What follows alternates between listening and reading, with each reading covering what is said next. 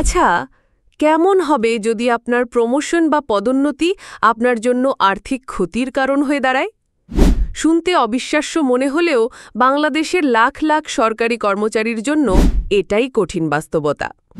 অষ্টম pay scale অর্থাৎ ২০১৫ সালের বেতন কাঠামো এক অদৃশ্য বৈষম্যের জাল তৈরি করেছে। কিন্তু দীর্ঘ প্রতীক্ষার পর অবশেষে এলো সেই মাহেন্দ্রক্ষণ। অন্তর্বর্তী সরকার গঠন করেছে বহুল কাঙ্ক্ষিত নবম পে কমিশন। এর নেতৃত্বে কে আছেন, কবে নাগাদ রিপোর্ট জমা হবে, আর সবচেয়ে বড় প্রশ্ন, কর্মচারীদের জন্য কি থাকছে নতুন প্রস্তাবে? সর্বনিম্ন বেতন কি সত্যিই ২৫,০০০ টাকা হবে? আজকের ভিডিওতে আমরা এই সব কিছুর চুলচেরা বিশ্লেষণ করব। জানাবো বর্তমান পে স্কেলের গভীর বৈষম্যের কথা এবং তুলে ধরব প্রস্তাবিত ১০ ধাপের বৈষম্যহীন পে স্কেলের প্রতিটি খুঁটিনাটি। তাই স্কিপ না করে শেষ পর্যন্ত দেখুন, কারণ এই আলোচনা আপনার অধিকার ও ভবিষ্যৎ সম্পর্কিত। প্রিয় ভিউয়ার্স, আসসালামু আলাইকুম। আজকের নতুন ভিডিওতেই আপনাকে স্বাগত জানাচ্ছি। আপনি যদি আমার চ্যানেলে নতুন হয়ে থাকেন, তাহলে এরকম নতুন নতুন ভিডিওর আপডেট পেতে চ্যানেলটি সাবস্ক্রাইব করে রাখুন।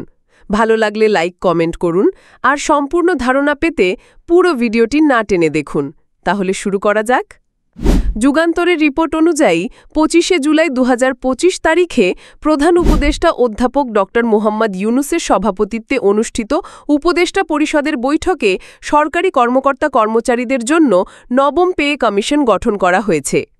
এই কমিশনের প্রধান হিসেবে দায়িত্ব দেওয়া হয়েছে অত্যন্ত অভিজ্ঞ একজন ব্যক্তিকে, সাবেক অর্থ সচিব ও বিশ্ব ব্যাংকের বিকল্প পরিচালক জাকির আহমেদ খানকে। কমিশনকে আগামী ৬ মাসের মধ্যে সরকারের কাছে তাদের সুপারিশ সহ একটি পূর্ণাঙ্গ প্রতিবেদন জমা দিতে বলা হয়েছে। দেশে চলমান উচ্চ মূল্যস্ফীতির কারণে সাধারণ মানুষের প্রকৃত আয় যখন কমে যাচ্ছে, ঠিক সেই সময় এই পে কমিশন গঠনকে একটি যুগান্তকারী পদক্ষেপ হিসেবে দেখছেন সংশ্লিষ্টরা। এখন প্রশ্ন হলো, কেন এই নতুন পে কমিশনের প্রয়োজন পড়ল? উত্তরটা লুকিয়ে আছে ২০১৫ সালে ঘোষিত অষ্টম পে স্কেলের মধ্যেই। এই পে স্কেলের মোট ২০টি গ্রেড রয়েছে, কিন্তু সমস্যাটা হলো গ্রেডের সংখ্যায় নয়, বরং গ্রেডের মধ্যকার বেতনের ব্যবধানে। বিশ্লেষণ করলে এক ভয়ঙ্কর চিত্র ফুটে ওঠে। প্রথম অংশে, অর্থাৎ কর্মকর্তা ১ থেকে ১০ নম্বর গ্রেডে প্রতি ধাপে বেতন বৃদ্ধির হার প্রায় ২০.৪%। আর দ্বিতীয় অংশে, অর্থাৎ কর্মচারী ১১ থেকে ২০তম গ্রেডে সেই বৃদ্ধির হার মাত্র ৪.28%। এই ব্যবধানের কারণে পদোন্নতি ১১ থেকে ২০ গ্রেডের কর্মচারীদের জন্য আশীর্বাদের চেয়ে অভিশাপ হয়ে দেখা দেয়। অনেক ক্ষেত্রে বার্ষিক ৫% ইনক্রিমেন্টে যে টাকা বাড়ে, পদোন্নতি পেলে তার থেকেও কম বাড়ে। ফলে অনেকেই পদোন্নতি নিতে নিরুৎসাহিত হন। বৈষম্যটা শুধু মূল বেতনেই সীমাবদ্ধ নয়। দেখুন বাসা ভাড়ার উদাহরণ। একজন উচ্চপদস্থ কর্মকর্তার বাসা ভাড়া ভাতা ৩৫,০০০ টাকা, আর একজন নিম্ন পদের কর্মচারীর ভাতা মাত্র ১,৬০০ টাকা। পার্থক্যটা প্রায় ৩৩,৪০০ টাকা। মহার্ঘ ভাতা বা অন্য কোনো সুবিধা দিয়ে এই বিশাল ব্যবধান দূর করা সম্ভব নয়, কারণ সেগুলো নির্ধারিত হয় মূল বেতনের ওপর। চলুন আমাদের প্রতিবেশী দেশ এবং বিশ্বের দিকে একবার তাকাই। ভারতে গ্রেড সংখ্যা ১৮টি, সর্বনিম্ন বেতন ১৮,০০০ রুপি। পাকিস্তানে গ্রেড ২২টি, সর্বনিম্ন বেতন ৯,১৩০ রুপি। যুক্তরাষ্ট্রে গ্রেড ১৫টি, সর্বনিম্ন বেতন $১৮,৭৮৫। আর বাংলাদেশে গ্রেড ২০টি এবং সর্বনিম্ন বেতন মাত্র ৮,২৫০ টাকা। সংখ্যাটা শুধু কমই নয়, ২০টি গ্রেডের কারণে বৈষম্য আরও প্রকট হয়েছে, যা উন্নত ও উন্নয়নশীল দেশগুলোর আধুনিক বেতন কাঠামোর সাথে বেমানান।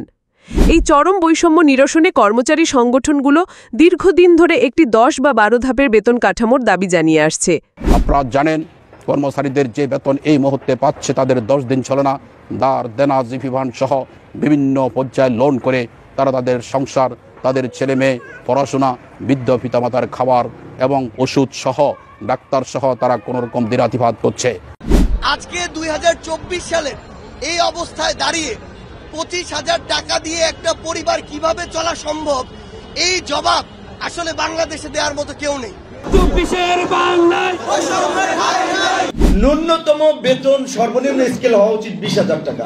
এই বিদ্যমান সোসাইটি, যেমন আপনি একটা বেসরকারি চাকরি করে এটা সিনিয়র সাংবাদিকও দেখা যায় আপনার ধরেন 70-80 হাজার টাকা বেতন পায়, কিন্তু সেই তুলনায় দেখা যায় আপনার বিসিএস এর প্রথম শ্রেণীর একটা কর্মকর্তা হিসেবে যারা ঢুকে অনেক ক্ষেত্রে তারা সর্বোচ্চ 37,000 টাকা বেতন পায়। স্যার, আপনার কাছে আমার একটা দাবি, বাংলাদেশের সরকারি কর্মচারীরা খুব দীর্ঘদিন ধরে অসহায় অবস্থায় আছে, তাদের 10 দিনও বেতন চলে না। আজকে নবম পে স্কেল আমি জোর দাবি জানাচ্ছি স্যার। তেমনই একটি প্রস্তাবিত বৈষম্যহীন পে স্কেল নিচে তুলে ধরা হলো, যা হতে পারে নবম পে কমিশনের একটি মডেল। ধাপ বা গ্রেড: মূল বেতন টাকা, দাপে বৃদ্ধির হার %, দশম 25,000, নবম 30,000 20%, অষ্টম 36,000 20%, সপ্তম 43,200 20%, ষষ্ঠ 51,840 20%, পঞ্চম 62,208 20%, চতুর্থ 74,650 20%, তৃতীয় 89,580 20%, দ্বিতীয় 1,07,496 20%, প্রথম 1,28,995 20%। এই কাঠামোর মূল সৌন্দর্য হল প্রতিটি ধাপে বেতন বৃদ্ধির হার প্রায় 20%। এর ফলে সকল শ্রেণীর কর্মচারী আর্থিকভাবে সমানভাবে উপকৃত হবেন। 2. পদোন্নতি হবে অনুপ্রেরণার, হতাশার নয়। 3. কর্মকর্তা ও কর্মচারীর মধ্যে সৃষ্ট পর্বত সমান বৈষম্য কমে আসবে। 4. সর্বনিম্ন বেতন 25,000 টাকা হওয়ায় বর্তমান বাজার মূল্যে জীবনধারণ সহজ হবে। সরকারের এই পে কমিশন গঠনের সিদ্ধান্তকে স্বাগত জানিয়েছে বাংলাদেশ সচিবালয় কর্মকর্তা কর্মচারী সংযুক্ত পরিষদ। যে কমিশন গঠন করা হয়েছে, আমরা মনে করি বাংলাদেশ সরকারি কর্মচারী কল্যাণ ফেডারেশন এবং দাবি আদায়ের ঐক্য পরিষদের দীর্ঘদিনের আন্দোলন কর্মসূচির একটা প্রয়াস। আমরা তাদেরকে অভিনন্দন জানাচ্ছি, সাধুবাদ জানাচ্ছি। এর প্রধান বাদিউল কবির জানান, আমরা দীর্ঘদিন ধরে পে কমিশন গঠনের দাবি জানিয়ে আসছিলাম।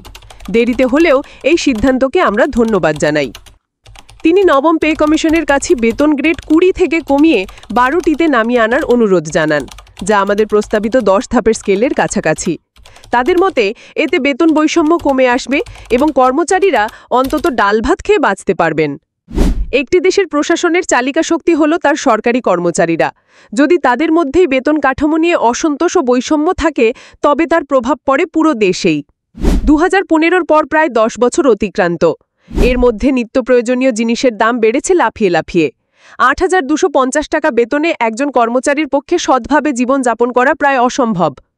নবম পে কমিশন গঠনের মাধ্যমে সেই বৈষম্য নিরসনের একটি সুযোগ তৈরি হয়েছে।